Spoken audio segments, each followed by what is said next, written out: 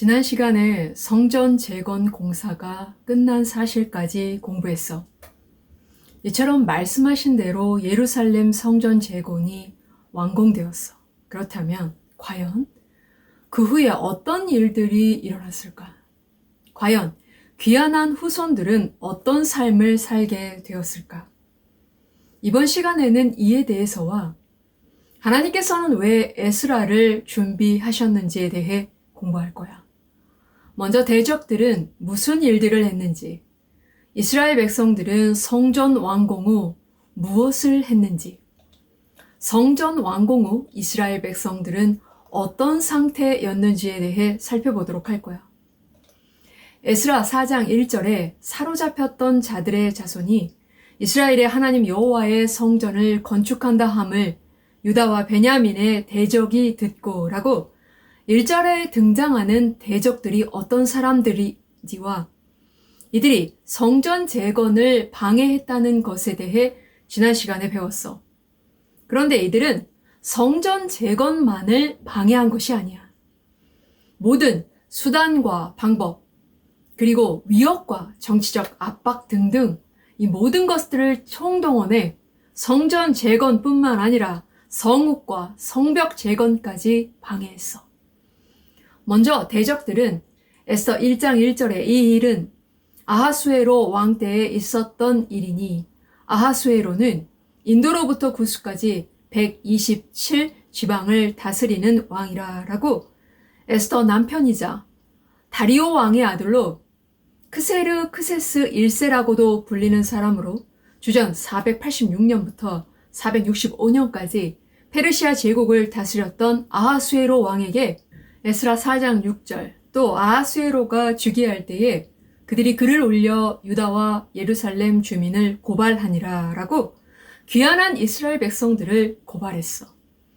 이뿐만 아니라 아하수에로 왕의 셋째 아들로 아하수에로의 왕의 뒤를 이어 왕위에 올라 주전 465년부터 424년까지 페르시아 제국을 통치했으며 두 번째 이스라엘 백성들의 귀환을 허락한 곧 에스라와 느헤미야를 귀환시킨 아닥사스다 왕에게도 에스라 4장 7절에 아닥사스다 때에 비술림과 미드르닷과 다브엘과 그의 동료들이 바사왕 아닥사스다에게 글을 올렸으니 그 글은 아람 문자와 아람 방언으로 써서 진술하였더라 라고 대적들은 상소했어. 오랜 세월 동안 성전 재건뿐만 아니라 성읍을 이루어 정착하지 못하도록 성벽 재건의 사명을 감당하지 못하도록 이처럼 끊임없이 집요하게 괴롭혔던 거야.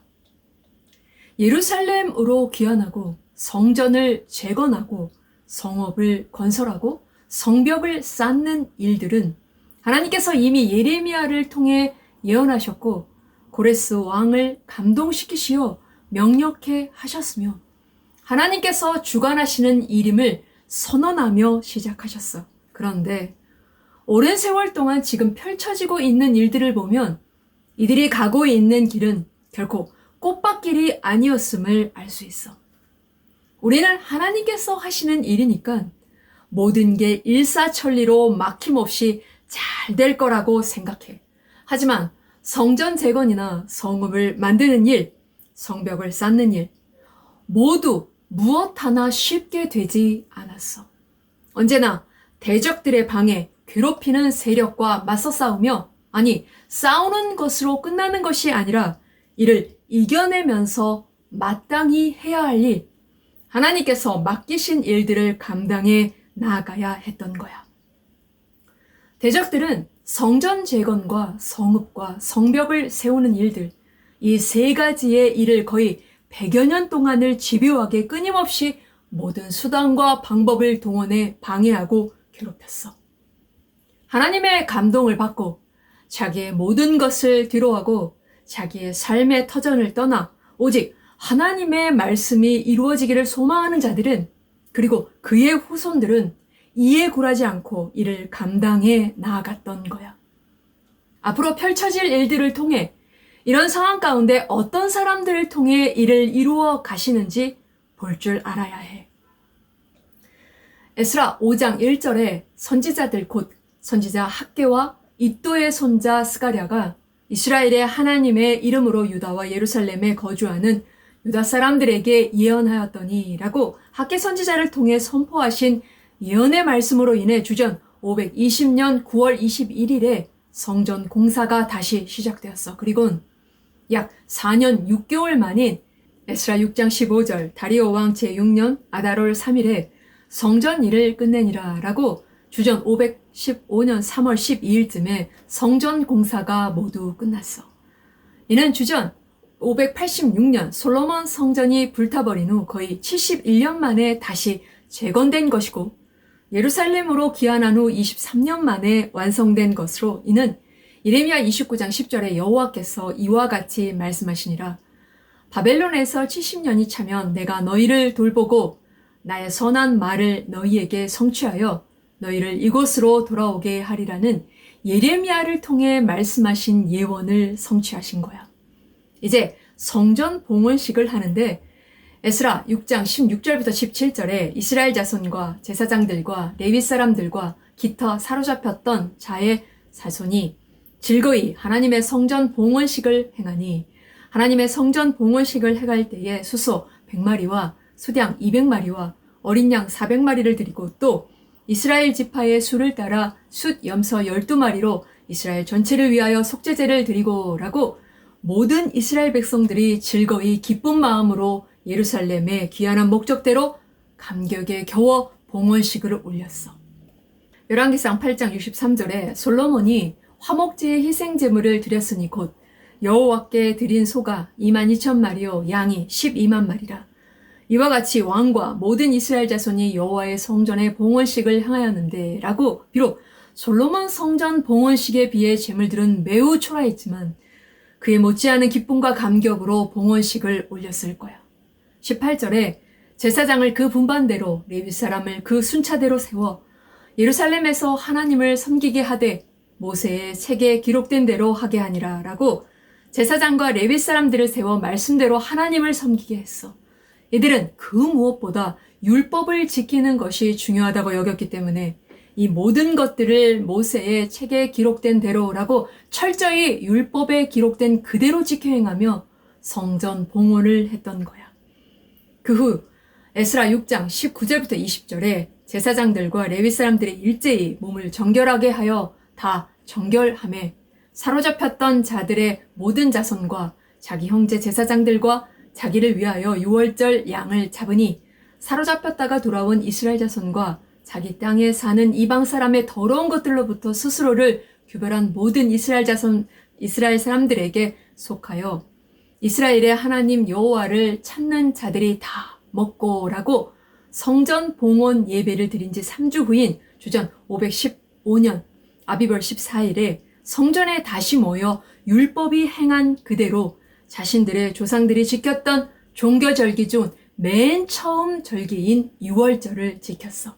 이처럼 이들은 70년 만에 성전을 다시 세웠을 뿐만 아니라 하나님께서 명하신 3대 절기인 유월절과 에스라 6장 22절의 즐거움으로 이래 동안 무교절을 지켰으니 이는 여호와께서 그들을 즐겁게 하시고 또 아수르 왕의 마음을 그들에게로 돌려 이스라엘의 하나님이신 하나님의 성전 건축하는 손을 힘있게 하도록 하셨음이었더라 라고 무교절 역시 모두 함께 기쁜 마음으로 지킬 수 있게 된 거야. 성전 재건이 완공된 것이 주전 515년이었고 약 57년의 시간이 흐른 후 주전 458년에 에스라가 등장해. 성전 완공 후부터 에스라 등장까지 그 사이에 귀환한 후손들은 어떤 삶을 살고 있었을까? 말씀하신 대로 성전도 완성되었고 조상들의 땅에서 이젠 율법대로 절기도 지킬 수 있었고 예배도 드릴 수 있게 되었으니 이제 온전히 하나님만 섬기며 살면 되었어. 하지만 실상은 매우 어려운 상황의 연속이었어. 먼저 정치적으로 보면 주변 족속들이 끊임없이 방해했는데 에스라 4장 7절에 아닥사스다 때에 비슬람과 미드르닷과 다브엘과 그의 동료들이 바사왕 아닥사스다에게 글을 올렸으니 그 글은 아람 문자와 아람 방언으로 써서 진술하였더라 라고 비술람과 미드르닷과 다부엘 등을 비롯한 대적들이 아닥사스다 왕에게 조서를 보내 이스라엘 사람들을 고발했어. 예, 에스라 4장 21절에 이제 너희는 명령을 전하여 그 사람들에게 공사를 그치게 하여 그 성을 건축하지 못하게 하고 내가 다시 조서 내리기를 기다리라 라고 아닥사스다 왕은 조서를 내려 성읍을 건축하지 못하도록 명령했어. 이렇게 이스라엘 백성들이 성읍을 건설 못하도록, 다시 말해서 삶의 터전을 이루고 살지 못하도록 하기 위해 정치적인 모든 수단을 동원해서 호시탐탐 계속해서 방해했던 거야. 그 결과 성전 재건 완성 후 귀환한 후손들은 점점 형식적으로 예배를 드리게 되었고 공동체 의식마저 약해지면서 서서히 분열되기 시작했어. 뿐만 아니라 경제적으로도 큰 어려움이 있었을 거야. 성전이 재건되면 모든 것이 안정되어 비록 삶의 터전을 뒤로하고 바벨론 땅을 떠나왔지만 조상의 땅에서 자신들의 삶도 안정될 것이라고 기대했을 거야. 하지만 대적들의 끊임없는 방해로 정착하는 데 어려움이 있었고 이에 경제적으로도 적지 않은 타격을 입고 있는 상황이었어. 그 결과 공동체의 이익보다는 개인적인 이익에 급급하게 되었고, 즉 서로 돕기보다는 자신의 이익을 위해 서로를 이용하고 서로를 불신하게 되면서 하나의 목표를 향해 나아갔던 이들은 이런 의식조차 희박해져가는 상태가 되어버렸던 거야.